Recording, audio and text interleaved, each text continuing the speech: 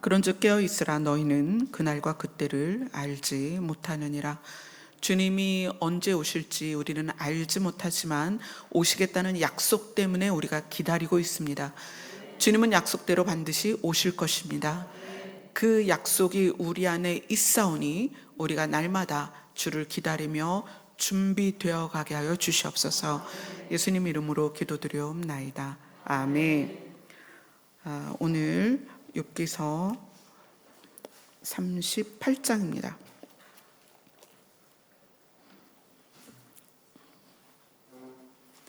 욥기서 38장 1절부터 3절까지입니다. 1절부터 3절까지 함께 읽도록 하겠습니다. 시작. 그때 여호와께서 폭풍우 가운데에서 욥에게 말씀하여 이르시되 무지한 말로 생각을 어둡게 하는 자가 누구냐?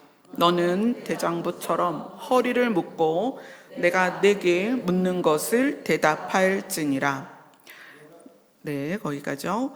우리가 이제까지 욥기를 보면서 욥의 고난을 소식을 들은 친구들이 몰려와서 욥과 논쟁을 하고 욥은 거기에 대한 변명을 하면서 지금 37장까지 우리가 왔어요. 오늘은 하나님께서 욥에게 말씀하시는 거예요.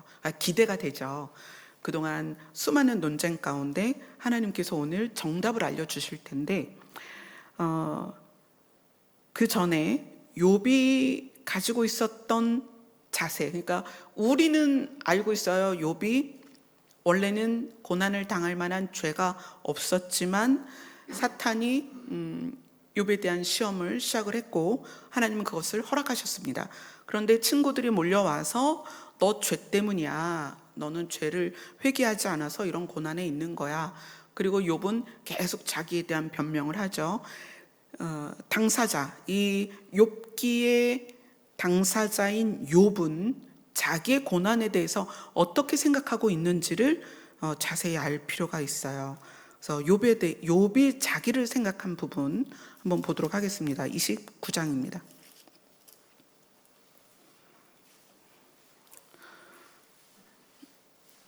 욥기 29장 1절, 2절 같이 읽습니다.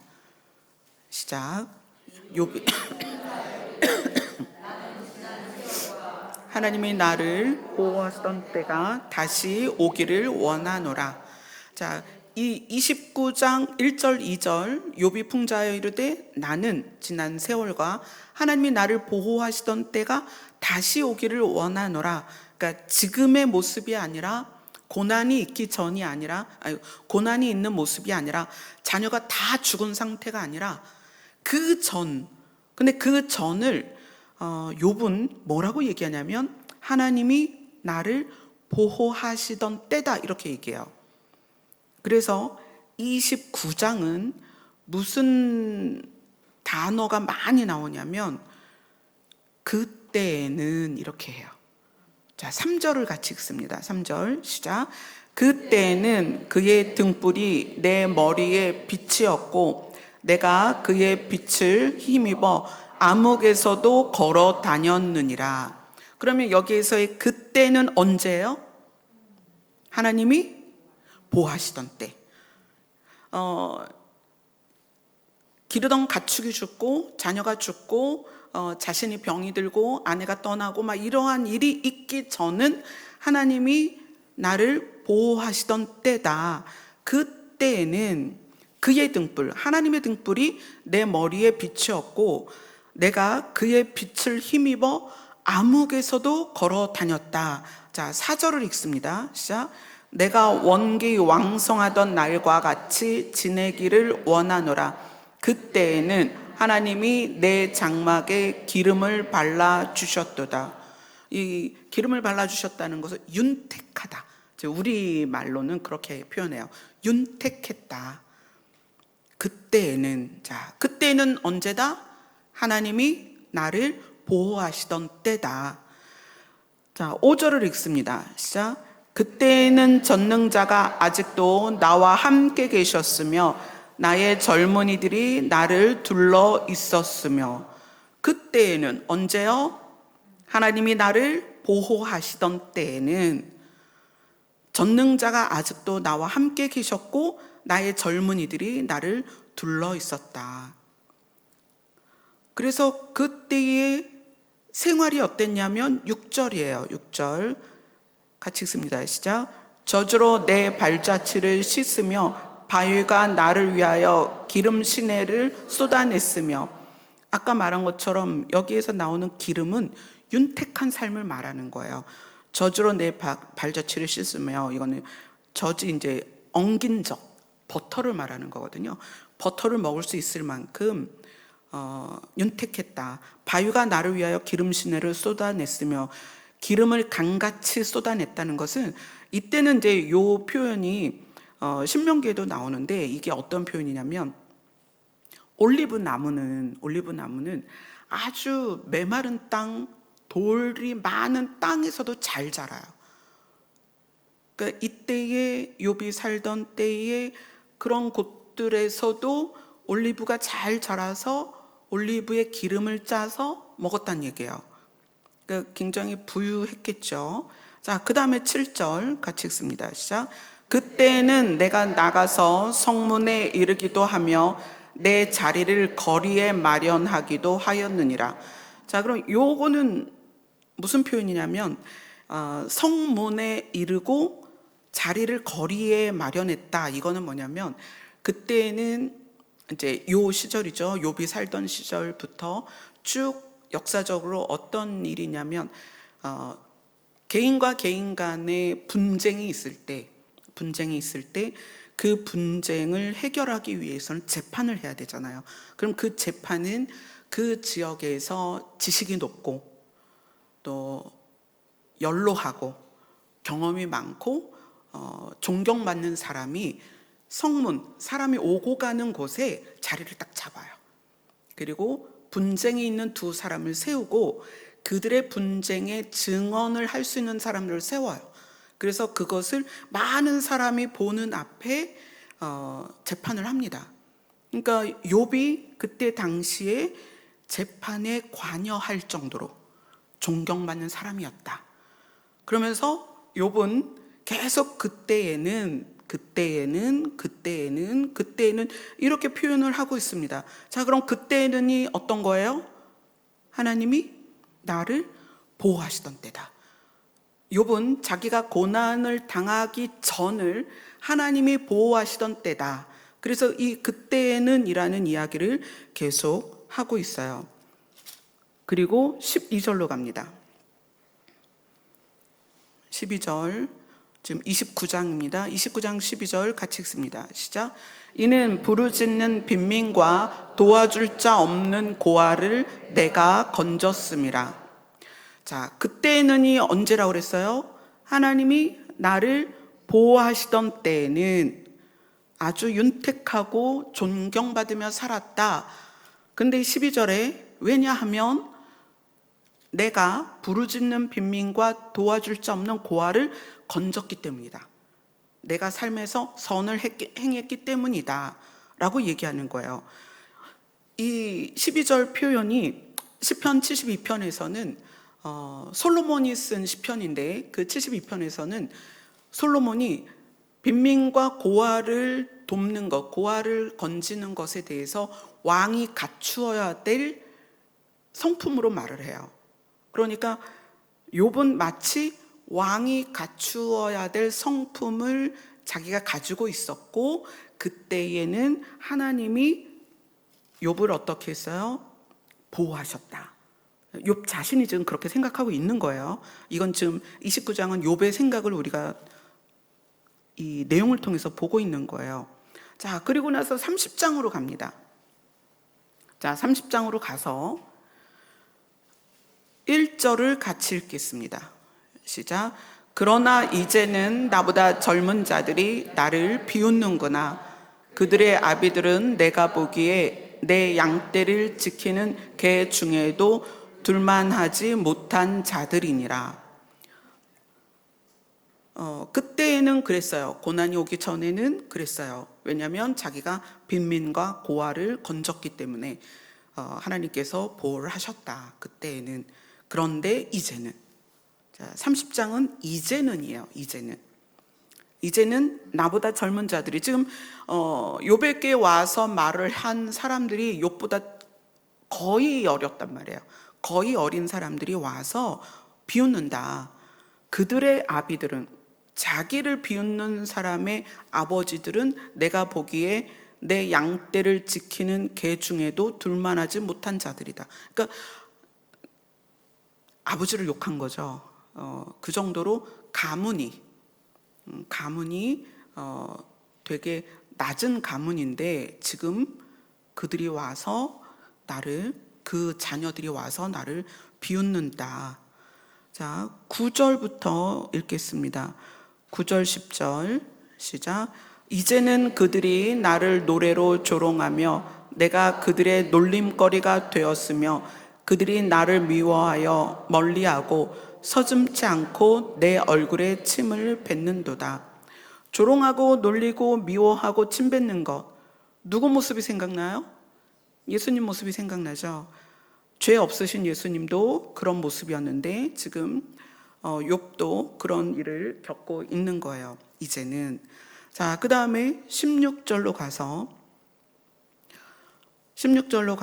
지금 욥이 자기 상태를 말하는 거예요. 16절 17절 같이 읽습니다. 시작. 이제는 내 생명이 내 속에서 녹으니 환난 날이 나를 사로잡음이라. 밤이 되면 내 뼈가 쑤시니 나의 아픔이 쉬지 아니하는구나. 이제는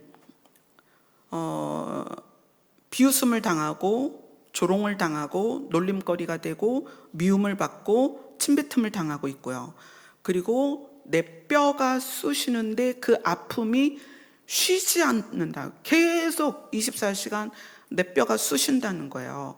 밤이 되면 내 뼈가 쑤시는데 그 아픔이 쉬지 않고 계속 통증이 있다는 거예요. 그런데 그 고통을 욥은 어떻게 표현하냐면 21절부터 23절까지 같이 읽습니다. 시작. 주께서 돌이켜 내게 잔혹하게 하시고 힘있는 손으로 나를 대적하시나이다.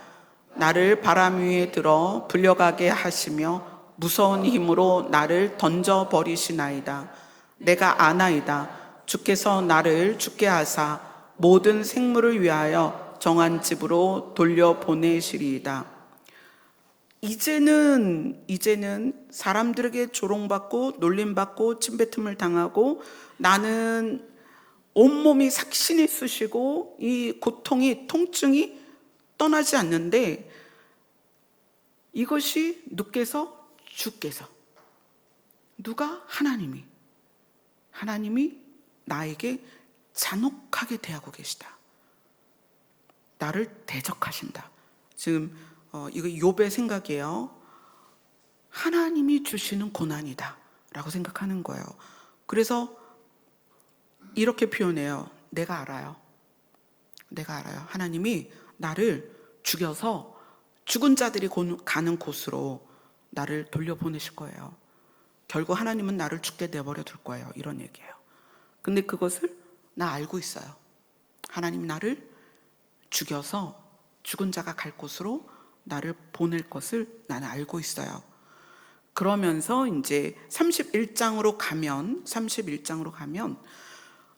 이 31장이 절절마다 무엇으로 시작하냐면 5절을 보세요. 5절을 같이 읽습니다. 31장 5절입니다. 시작. 만일 내가 허위와 함께 동행하고 내 발이 속임수에 빨랐다면, 여기서 이제 만일로 시작해요. 만일. 7절도 만일, 9절도 만일, 13절도 만일.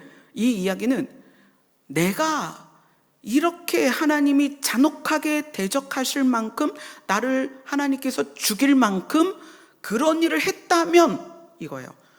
내가 거짓말을 했다면 내가 내 손에 장을 지져요. 이런 뜻이에요. 만일 내가 이랬다면 내가 그런 일을 당해도 쌉니다. 그러면서 만일 내가 이렇게 했다면, 만일 내가 이렇게 했다면 그럼 나 그냥 죽여버리세요. 이런 거. 그 의미가 뭐예요? 사실 나 그런 짓 안 했거든요. 예요. 만일. 자, 31장 18절을 같이 읽습니다. 시작. 실상은 내가 젊었을 때부터 고아 기르기를 그의 아비처럼 하였으며 내가 어렸을 때부터 과부를 인도하였노라. 자, 실상은, 만일이라는 말은 내가 만약 그렇게 나쁜 짓을 했다면 저는 죽어도 쌉니다. 그러나 실상은 나는 그러지 않았습니다를 31장에서 계속 반복해요. 그래서 19절, 20절, 21절도 만일. 그래서 19절만 읽어볼까요? 시작. 만일 내가 사람이 의복이 없이 죽어가는 것이나 가난한 자가 덮을 것이 없는 것을 못 본 채 했다면, 이거죠. 내가 만약에 그랬다면 하나님이 나를 대적해서 나를 죽여도 괜찮아요. 그러나 실상은, 이렇게 얘기하는 거죠. 그 이후로도 만일 쭉 나와요. 자, 30절을 읽습니다. 시작. 실상은 나는 그가 죽기를 구하는 말로 그의 생명을 저주하여 내 입이 범죄하게 하지 아니하였노라. 그러니까 이 실상이라는 말로써, 실상은 나는 이렇게 했고요, 실상은 나는 그런 짓 안 했어요. 자기 변호죠. 자, 32절 같이 읽습니다. 시작. 실상은 나그네가 거리에서 자지 아니하도록 나는 행인에게 내 문을 열어 주었노라. 이제 자기가 어떻게 했는지를 나타내요. 그리고 33절, 34절은 좀 더 강하게 자기를 어필합니다. 33절 같이 읽습니다. 시작. 내가 언제 다른 사람처럼 내 악행을 숨긴 일이 있거나 나의 죄악을 나의 품에 감추었으며, 34절 읽습니다. 시작. 내가 언제 큰 무리와 여러 종족의 수모가 두려워서 대문 밖으로 나가지 못하고 잠잠하였던가. 계속 자기의 행위에서 자기에게 이런 일이 일어난 것이 가당치 않다라고 이야기를 하는 거예요. 그러면서 35절을 말하죠. 35절 같이 읽습니다. 시작. 누구든지 나의 변명을 들어다오. 나의 서명이 여기 있으니 젖는 자가 내게 대답하시기를 바라노라. 나를 고발하는 자가 있다면 그에게 고소장을.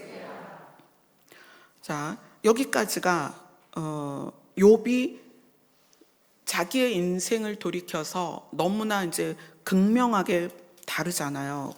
어떻게 달라요? 하나님이 나를 보호하시던 때와 하나님이 나를 대적하시는 때로 자기의 삶을 이분화했어요.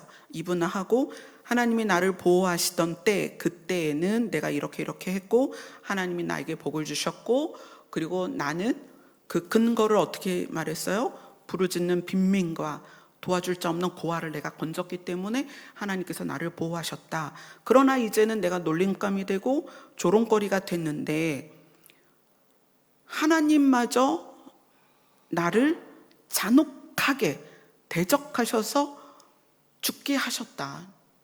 난 알고 있다. 하나님이 그렇게 하신 걸 난 알고 있다. 그러면서 31절은 사실은 난 그러지 않았다. 죄짓지 않았다. 그러면 이 욥기에서 흐르는 욥의 마음은 사실 친구들과 똑같은 거예요.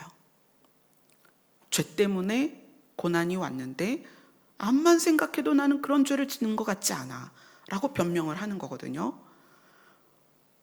자, 그리고 나서 이제 하나님이 오늘 38장으로 갑니다.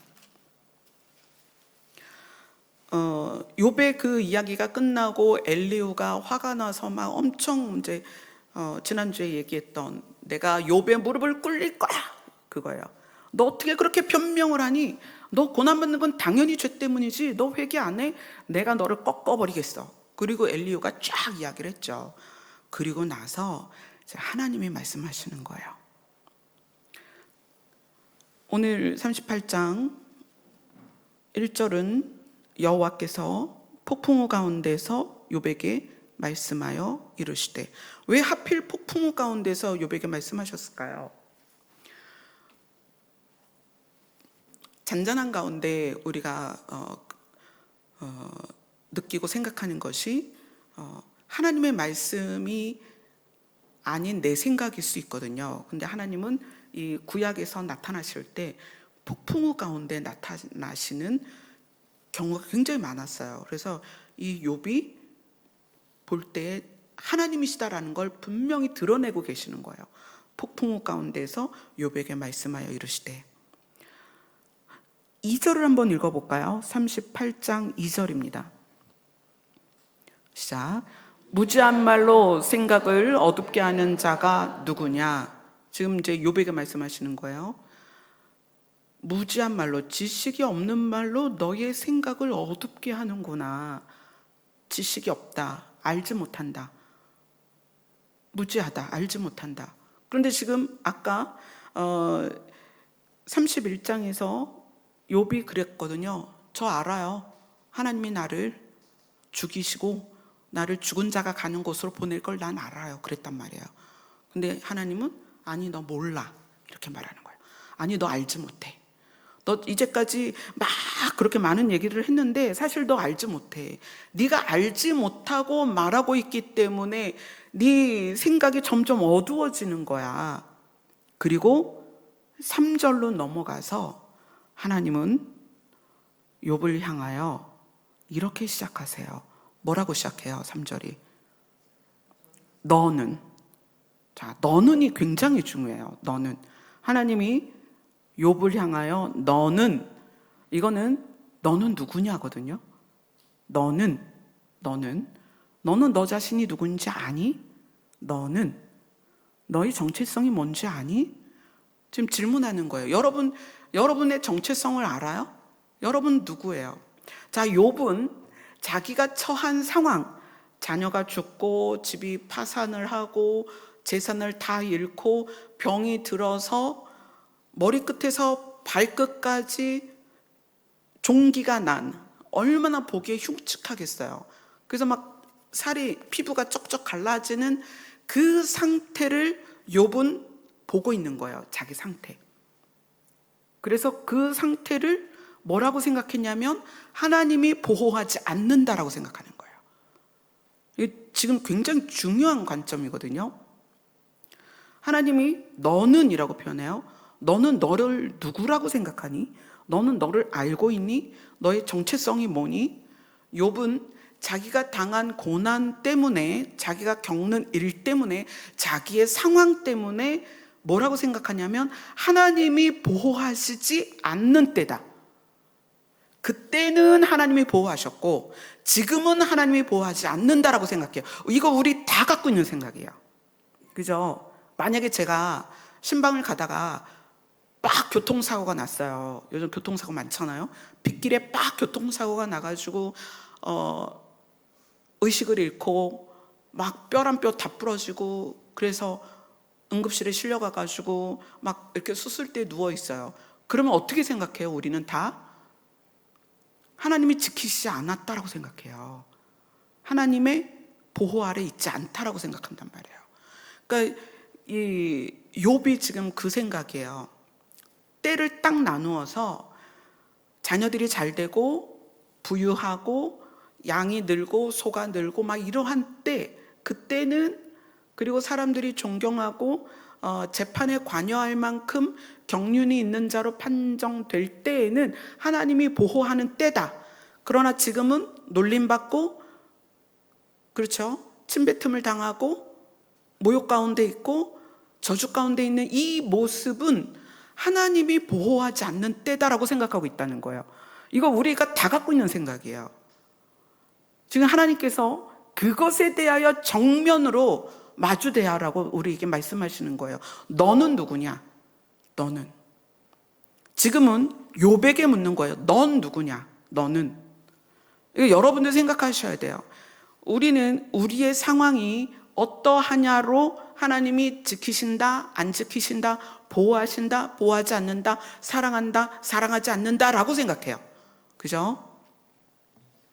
오늘이 무슨 날이냐면 돌아가신 저희 남편의 10번째 기일이에요. 오늘이. 근데 시댁 시고모님이 찾아오셨어요. 그 남편의 고모고 그 아들이 있는데 남편의 사촌 동생이죠. 고종 사촌 동생인데 고종 사촌 동생이 지난주에 돌아가신 목사님 꿈을 꾸고 어머니를 모시고 오늘 온 거예요. 근데 사실 오늘이 돌아가신 남편의 기일인 건 모르고 오셨어요. 모르고 오셨는데 10번째 기일인 거예요. 그래서 아마 이제 그렇게 얘기를 하더라고요. 돌아가신 목사님이 자기 사촌 동생 꿈에 나타나서 야 엄마 모시고 예산에 좀 가라 그런 것 같다. 그래서 이제 두 분이 오셔서 같이 교제를 하고 식사하고 그리고 가셨어요. 제가 그 고난이 있었을 때 우리는 그렇게 생각하거든요. 아, 내가 뭘 잘못해서 뭐 때문에 이런 일이 있고, 남편은 남편대로 그렇게 생각했겠죠. 또 마찬가지로 찬미에게는 딱 10년 아프기 시작한 지 10년이란 말이에요. 그러면 내가 뭘 잘못했고 하나님이 나를 버리셨나 외면하셨나 혹은 하나님에 의해서 내가 돌봄을 받지 못하는 것인가, 나한테 무슨 잘못이 있나, 이렇게 생각하는 게 대부분 우리라는 거예요. 그런데 하나님이 욥을 향하여 너는 이라고 말할 때 이 욥의 정체성을 우리는 기억해야 됩니다. 욥기 1장 1절이에요. 갑니다. 욥기 1장 1절이요.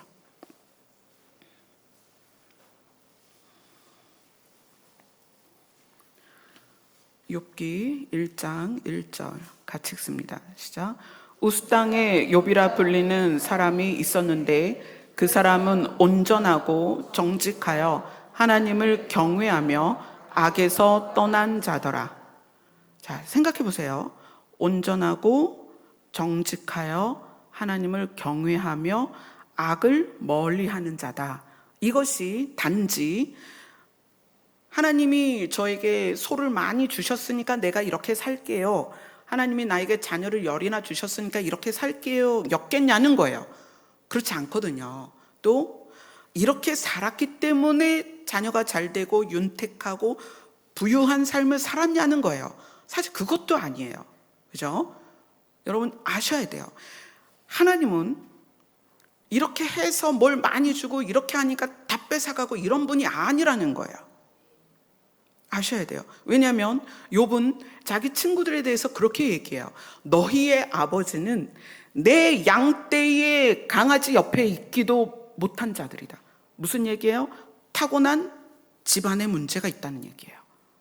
그러니까 우리는 태어날 때 부유한 집에서 태어날 수도 있어요. 그죠? 가난한 집에서 태어날 수도 있어요. 우리가 대한민국에 태어났다는 것은 전 세계의 10위 안에 드는 경제력을 가지고 있는 국가에 태어났기 때문에 우리는 이 나라에서, 대한민국에서 최저생계비도 못 버는 사람이라 할지라도 지구상의 어떤 나라에 가면 그들 가장 부자보다도 부자일 수 있다는 거예요. 그죠? 이게 우리가 뭘 잘해서요? 여러분은 얼마나 하나님께 잘 보여서 우리를 한국에 태어나게 했을까요? 아니에요. 그런 거 아니거든요. 그죠? 이거는 그냥 하나님께서 세우신 신적 규칙 안에, 그죠? 그 안에 우리는 유전적인 요인을 따라 상황에 의해서 우리는 한국에 태어난 거예요. 하나님은 욥을 향해서 넌 누구냐?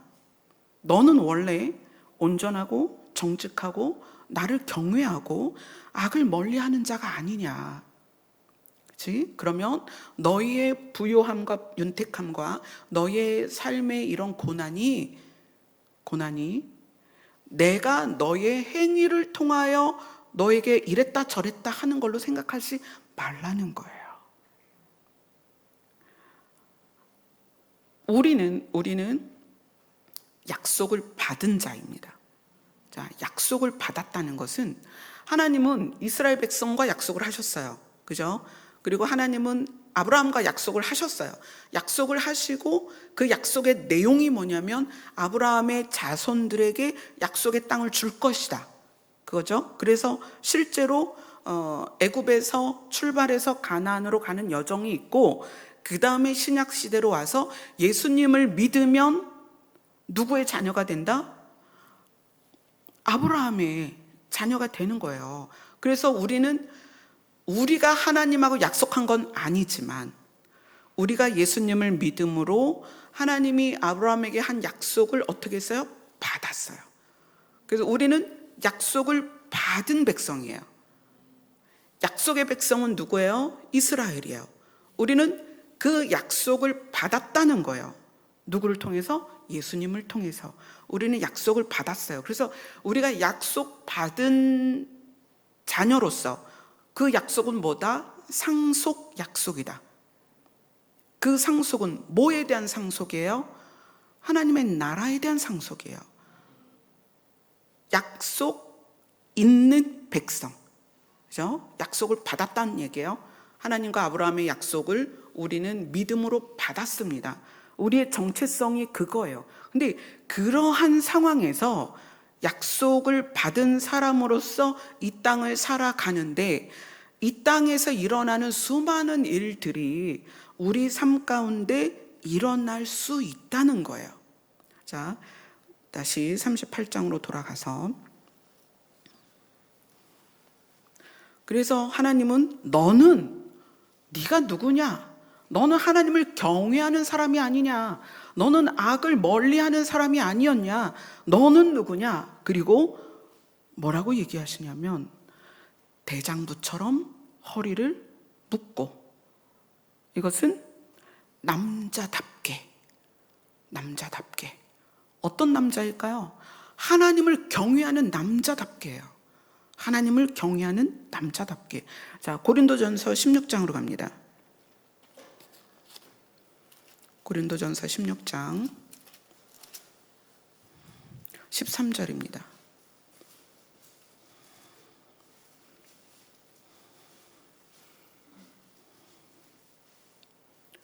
고린도전서 16장 13절 같이 읽습니다. 시작. 깨어 믿음에 굳게 서서 남자답게 강건하라. 하나님의 자녀답게 믿음에 서라. 남자답게 강건하라. 믿음에 굳게 서서 성도답게 강건하라. 믿음에 굳게 서서 자녀답게 강건해라. 누구의 자녀예요? 하나님의 자녀죠. 어떤 성도예요? 하나님의 성도란 말이에요. 그러면 뭐 때문에 강건하라는 거예요? 믿음 때문에. 하나님이 나의 아버지로서 또 선한 목자로서 나를 반드시 인도하실 거기 때문에 그 믿음에, 또 우리를 반드시 어디로 인도하세요? 푸른 초장과 쉴 많은 물가로 우리를 인도하실 거기 때문에, 또 산자들의 땅으로 인도하실 거기 때문에 그 믿음 때문에 남자답게 강건하라는 거예요. 아멘. 그 약속을 우리가 받았기 때문에 성도답게 강건하라는 거예요. 우리가 그 약속을 받았기 때문에 자녀답게, 하나님의 자녀답게 강건하라는 거예요. 자, 디모데후서로 갑니다. 디모데후서 2장 1절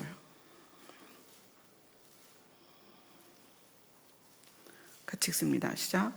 내 아들아, 그러므로 너는 그리스도 예수 안에 있는 은혜 가운데에서 강하고.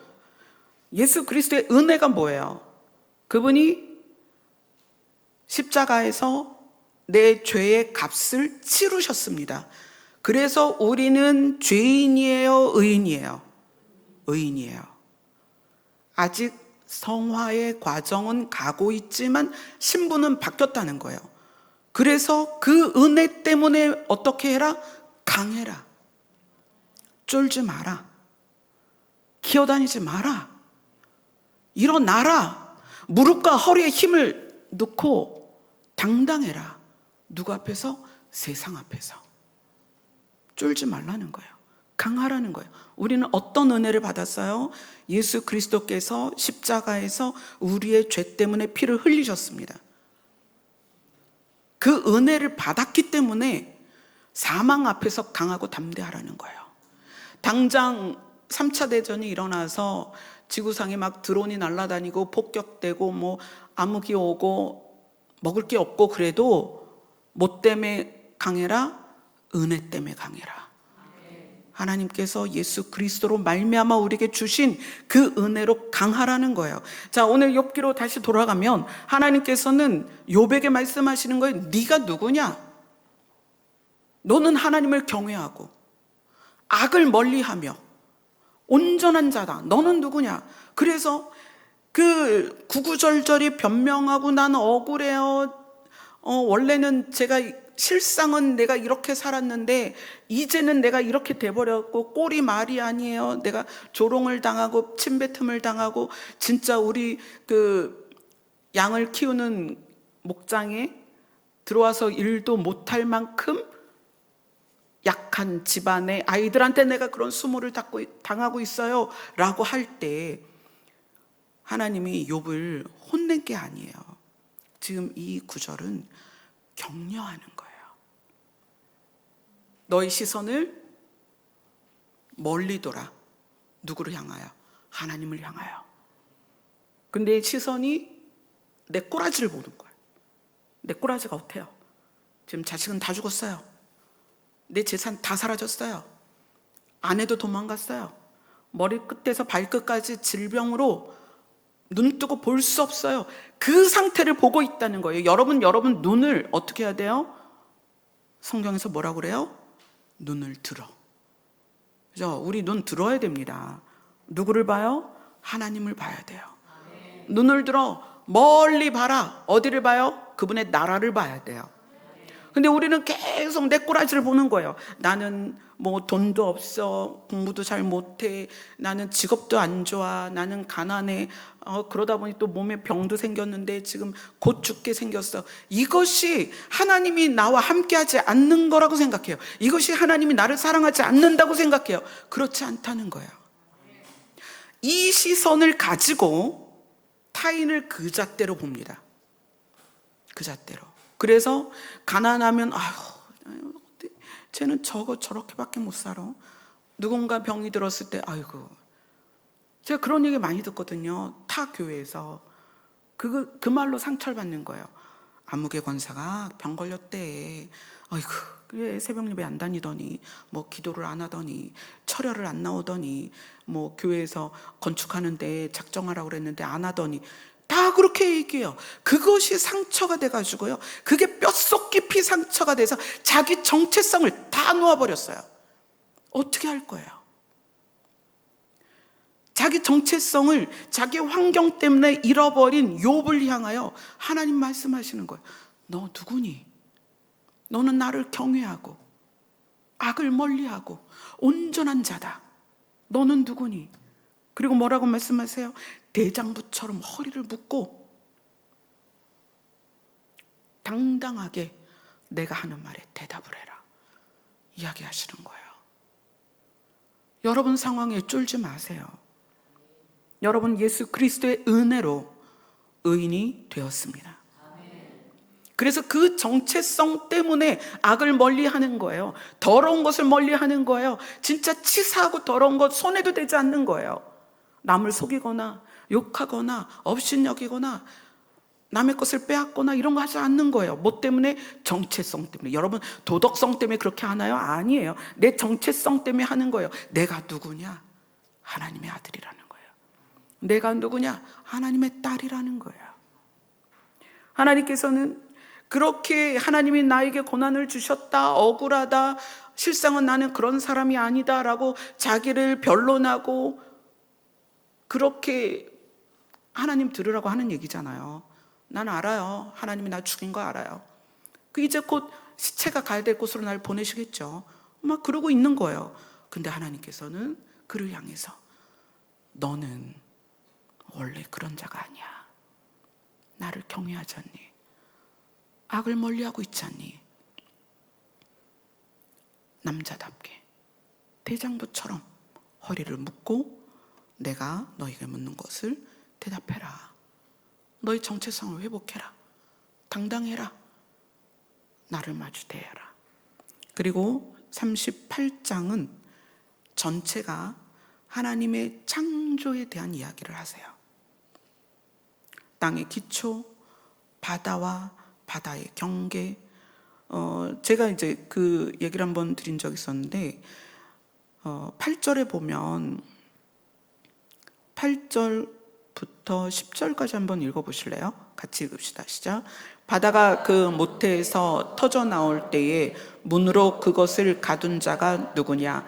그때 내가 구름으로 그 옷을 만들고 흑암으로 그 강보를 만들고 한계를 정하여 문 빗장을 지르고.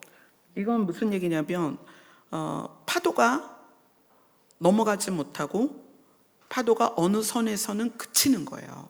그래서 바다의 한계를 정했다. 다른 데서는 바다의 경계를 지었다. 이게 하나님이 하신 일 중에 그런 거예요. 그래서 지금 이제 사람들이 인위적으로 바다의 경계를 막거나 연장하거나 가두거나 막 사람들이 인위적으로 흙 갖다 붓고 막 그랬잖아요. 이게 환란 때에 그것을 회복할 것이다 그러셨어요. 내가 바다의 경계를 만들었는데 너희들이 훼손한 거 내가 그것을 회복할 것이다. 그 바다에 침몰하는 나라나 도시들이 많이 생길 것입니다. 이 바다의 경계는 하나님이 만드신 거기 때문에 환란 때 그게 회복이 될 거예요. 자, 38장, 39장 전부 하나님께서 이 창조된 창조 세계에 얼마나 섬세하게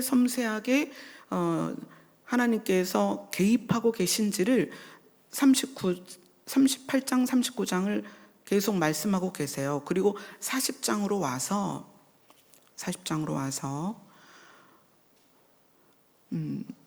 3절부터 5절까지 욥이 이제 하나님이 창조주로서 창조 세계를 주관하고 있다. 하나님이 주인이다라는 하나님의 질문을 듣고 욥이 대답합니다. 40장 3절에서 5절입니다. 시작. 욥이 여호와께 대답하여 이르되 보소서 나는 비쳐나오니 무엇이라 주께 대답하라이까. 손으로 내 입을 가릴 뿐이로소이다. 내가 한 번 말하였은즉 다시는 더 대답하지 아니하겠나이다. 자, 그때에 이제 욥이 하나님께 할 말이 없습니다. 하나님은 정말 창조주로서 온 세계를 다스리시고 개입하시고 주관하십니다 라는 고백이에요. 6절, 7절 같이 읽습니다. 시작. 그때 여호와께서 폭풍우 가운데에서 욥에게 일러 말씀하시되 너는 대장부처럼 허리를 묶고 내가 내게 묻겠으니 내게 대답할지니라. 다시 한번 말씀하시는 거예요. 너는 누구냐? 나는 창조주고 창조 세계에 섬세하게 개입하는 주관자다. 너는 누구냐? 너는 그런 나를 경외하는 자다. 그러니 어떻게 해야 돼요? 대장부처럼 허리를 묶고 다시 이야기하자. 이렇게 이야기를 하시는 거예요. 그러면서 하나님께서 이제 욥에게 이렇게 말씀하세요. 10절을 같이 읽습니다. 10절, 40장 10절입니다. 시작. 너는 위엄과 존귀로 단장하며 영광과 영화를 입을지니라. 네가 정체성을 깨달았다면, 그리고 지금 이 욥과 하나님이 뭐에 대해서 지금 이야기하냐면 나는 그런 창조주이고 내가 창조한 세계를 주관하고 있는데 그런 주관자를 네가 경외하고 있고 지금 우리가 대화를 하고 있지 않니? 그러니 그런 존재로서의 그 삶으로서 이제는 당당하게 살아라. 뭐 그런 의미가 될 수 있죠. 너는 위엄과 존귀로 단장하고 너 자신이 누구인지를 깨닫고 그것을 실제로 삶을 살으라는 거예요. 그래서 영광과 영화를 입을지어다. 영광과 영화라는 것은, 영광이라는 것은 신다운 거거든요. 신으로서 드러나는 거예요. 영화는 신처럼 바뀌는 거예요. 그죠? 이것을 신약에 와서 이렇게 표현하죠. 너희는 그리스도로 옷 입어라. 예수로 옷을 입어라. 그러면 우리가 내 정체성을 깨닫고 위엄과 존귀로 단장하며 영광과 영화를 입는다는 것은 신의 성품에 참여하는 거예요. 우리가 무슨 화려한 옷을 입고 높은 곳에 앉고 막 거룩거룩 이렇게 하는 게 아니라 영화로움, 신과 같은 모습으로 바뀌는 거예요. 근데 이 땅에서는 그게 뭐냐면 신의 성품이다. 아멘. 지금 하나님께서 욥에게 그렇게 이야기를 하십니다. 그리고 이제 40장, 41장에 예를 들어줘요. 너 얘네처럼 좀 당당해라. 무슨 예를 들어주냐면 40장 15절에 보면 소같이 풀을 먹는 뭐가 나와요? 베헤못. 이 베헤못은 지금으로 따지면 하마 같은 존재예요. 하마. 그래서 그가 어떤 특징, 이제 그 특징은 쭉 얘기해요. 힘은 허리에 있고 그 뚝심은 베개의 힘줄에 있고 막 이러면서 그 베헤못을 설명을 해요. 하나님께서. 18절에 보면 그 뼈는 놋관 같고 그 뼈대는 쇠막대기 같다. 이제 베헤못을 설명하는 거죠. 그러면서 이 베헤못의 특징을 40장 23절에 이야기합니다. 23절 한번 읽어보세요. 시작. 강물이 소용돌이 칠지라도 그것이 놀라지 않고 요단강 물이 쏟아져 그 입으로 들어가도 태어나니. 자, 하마가 그렇다는 거예요. 하마가 입을 쫙 벌리면 얼마나 커요.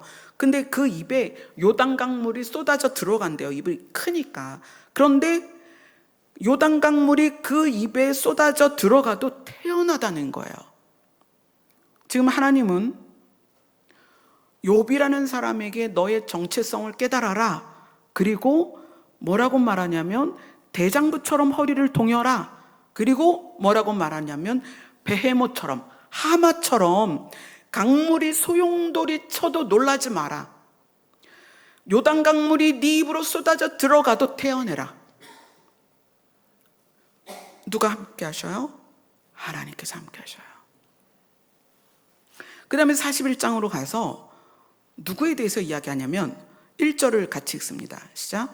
내가 낚시로 리오와 야단을 끌어낼 수 있겠느냐? 노끈으로 그 혀를 맬 수 있겠느냐? 지금 누구 얘기하는 거예요? 리오와 야단이 큰 악어, 엄청 큰 악어를 리오와 야단이다라고 사람들이 생각을 하고 있어요. 지금 유추하는 거죠.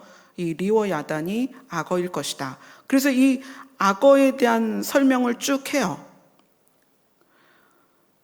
7절에 보면 내가 능히 많은 창으로 그 가죽을 찌르거나 작살로 그 머리에 꽂을 수 있겠냐? 왜냐하면 악어 가죽이 얼마나 단단해요. 그러니까 이 창이나 작살로 꽂을 수가 없다는 거죠. 그러면서 12절에 가서 같이 읽겠습니다. 시작. 내가 그것의 지체와 그것의 큰 용맹과 늠름한 체구에 대하여 잠잠하지 아니하리라. 잠잠하지 않겠다는 건 하나님께서 그 리오 야단의 지체와 몸이죠. 큰 용맹과 늠름한 체구에 대해서 설명을 해줄 거야. 그래서 13절에 보면 누가 그것의 가죽을 벗기겠으며 그것의 겹재갈을 물릴 수 있겠느냐? 누가 그것의 턱을 벌릴 수 있겠느냐? 우리에게 하나님의 사랑에서 끊을 수 없는 존재다라고 이야기를 하는 거예요. 너희는 리오 야단처럼 큰 용맹과 늠름한 체구를 가진 자처럼 행동해라는 거예요. 하나님께서 지금 우리를 베헤못과 리오 야단을 비교하면서 그렇게 어떻게 해라? 대장부처럼 허리를 묶고 네가 누구인지를 알고 이 땅에서 살아라. 사망에게 절절매지 마라. 너희 죽지 않는다. 왜냐하면 우리는 약속을 받았기 때문이에요. 네가 질병이 있고, 사실 여러분 생각해 보세요. 질병이 있어서 사실 제가 이렇게 기도해 드려서 나은 분들이 굉장히 많습니다. 그러나 우리의 육체는 반드시 죽습니다.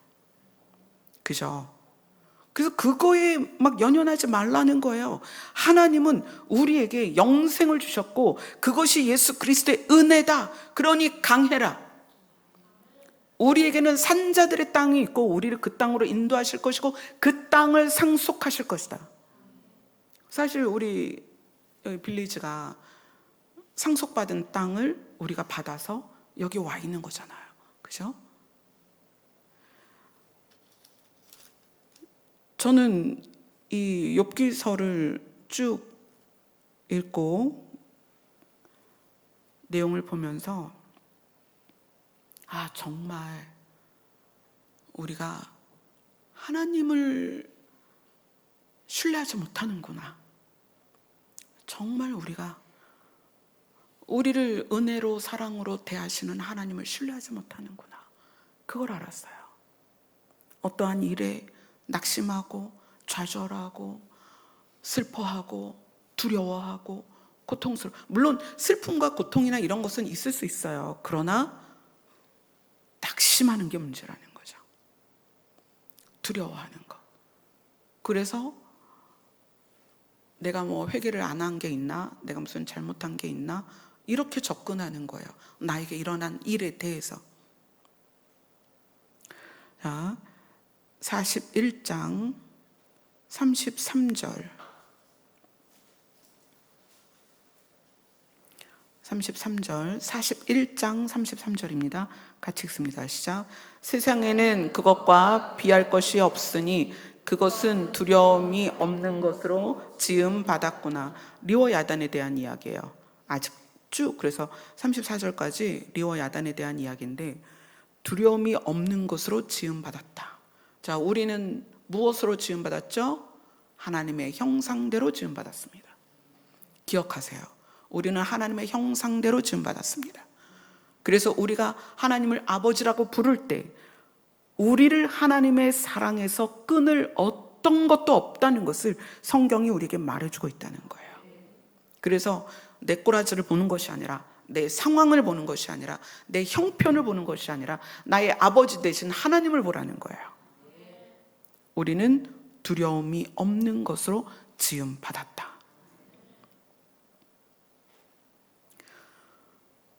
그리고 나서 이제 42장에 가면 욥이 하나님께 기도를 합니다. 이제 하나님께 대답을 하는 거예요.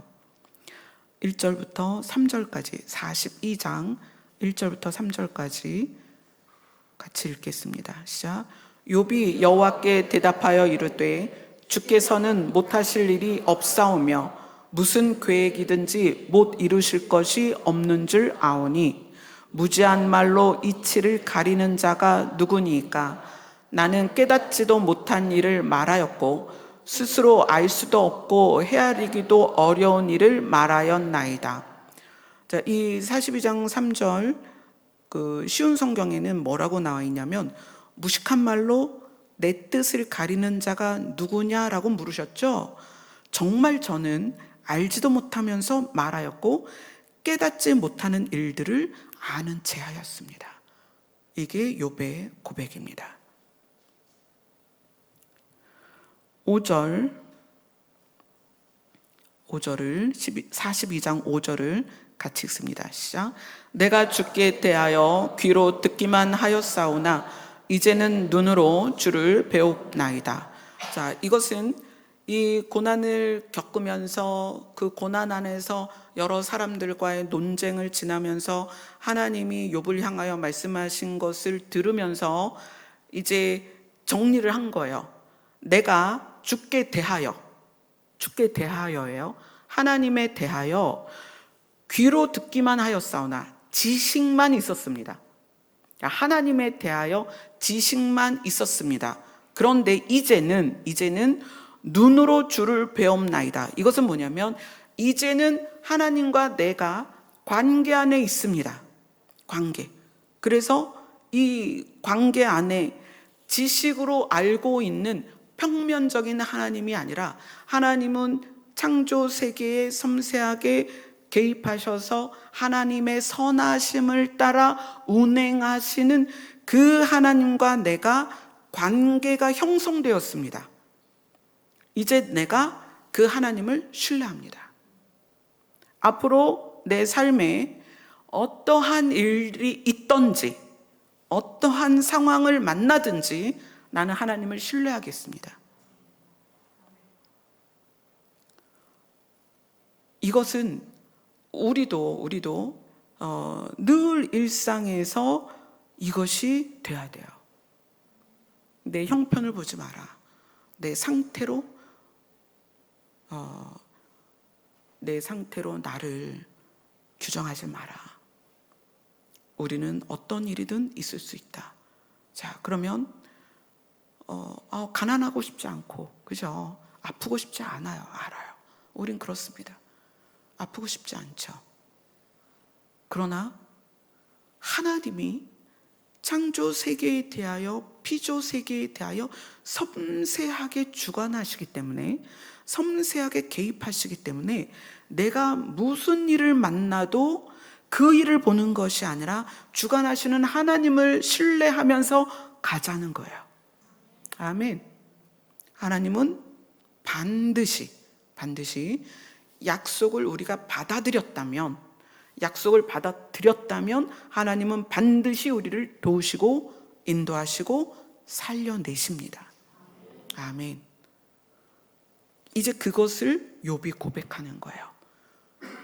내가 하나님에 대하여 귀로만 듣고 지식으로만 알고 평면적으로 알았지만 이제는 내가 주를 배웠고 이 눈으로 봤다는 것도 있고 영으로 알았다는 것도 있고 이제는 정말 하나님을 신뢰합니다.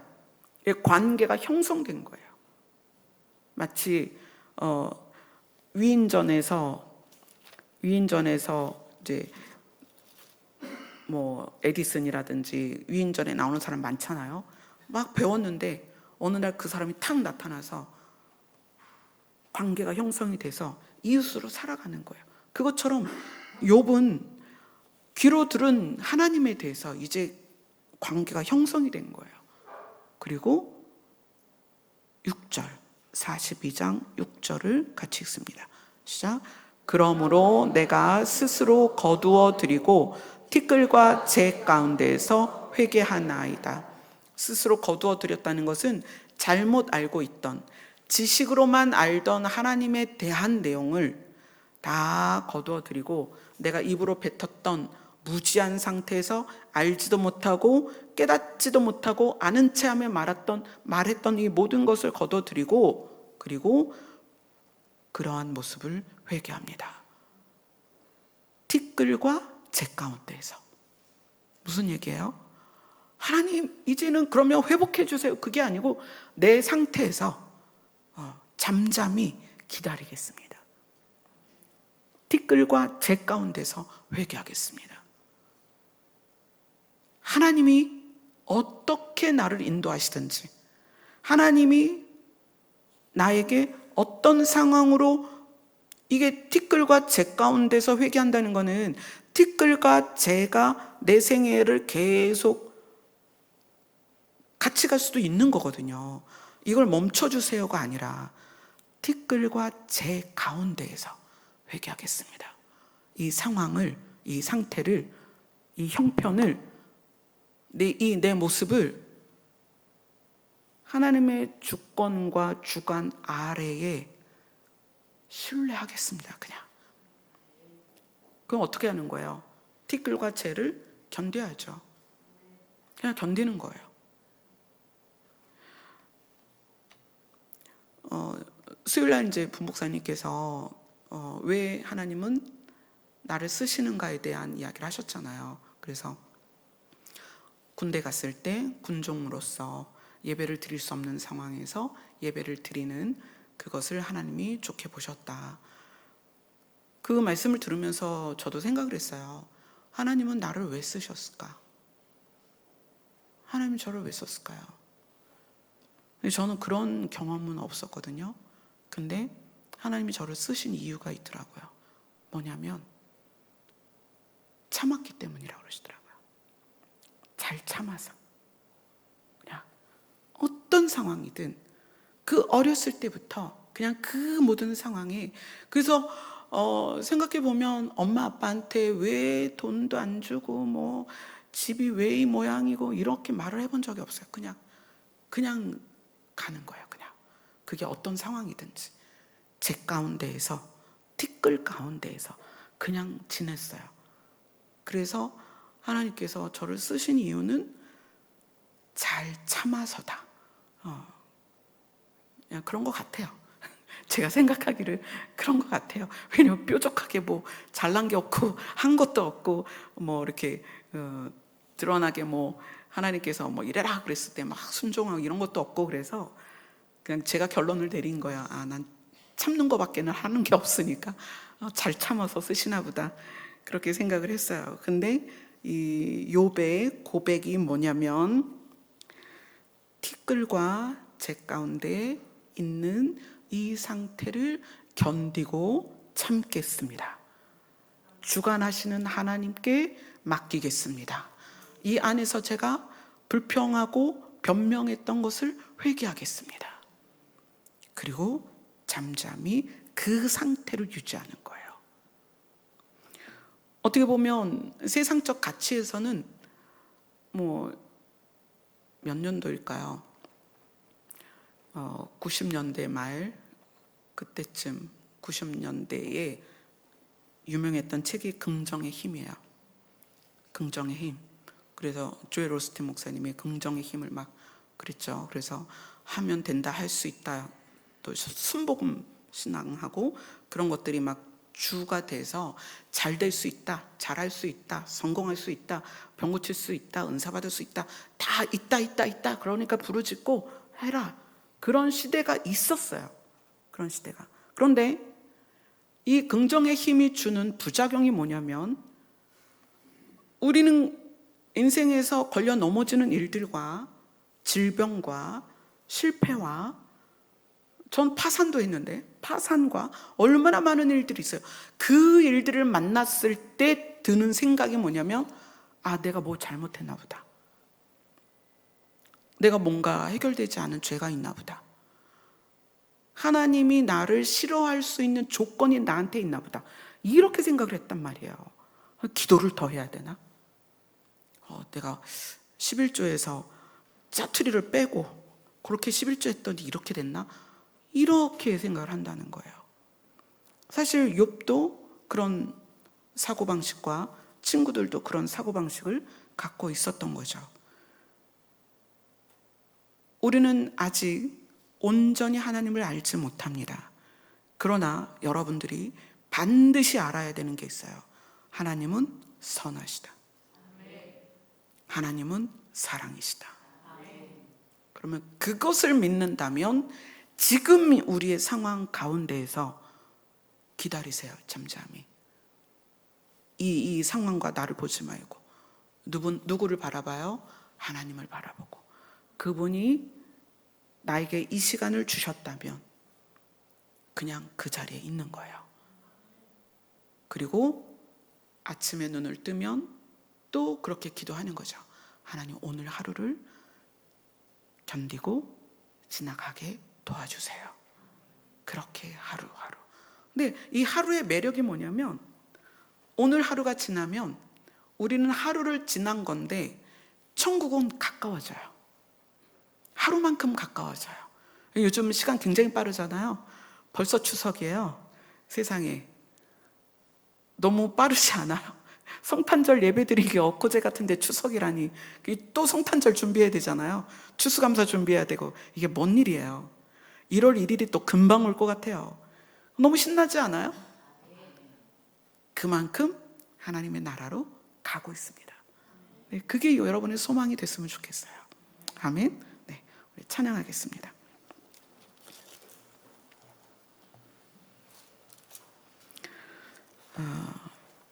178장입니다.